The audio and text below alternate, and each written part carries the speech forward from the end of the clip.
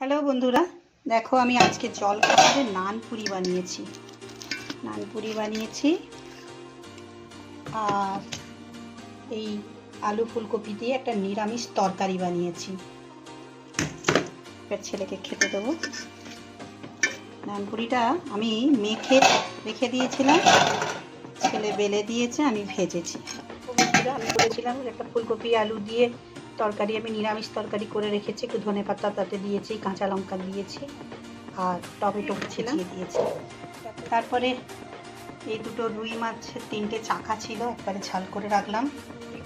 আলু কপি তরকারিটা ছিল আগের দিনে, ওটা গরম করেছি। দিনের মধ্যে আজও ভাতটা আমি আগেই করে নিয়েছি। এই হলো আজকে আমার রান্না।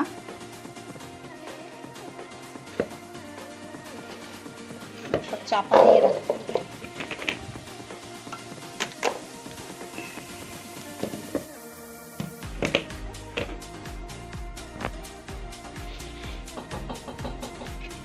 আজকে রান্না আমি দেখিয়েই দিয়েছি। আমি আবার তোমাদের কাছে আমার অনুরোধ রাখছি যে আমার ভিডিওটা যদি ভালো লাগে তোমরা লাইক কমেন্ট শেয়ার করে দিও, সাবস্ক্রাইবটা অবশ্যই করে নিও যারা যারা এখনও করোনি। আর হচ্ছে ভালো যদি নাও লাগে, কি কি মানে সমস্যা হচ্ছে, কোন কোন জায়গাটা ভুল হচ্ছে কথা বলা বা ভিডিও করার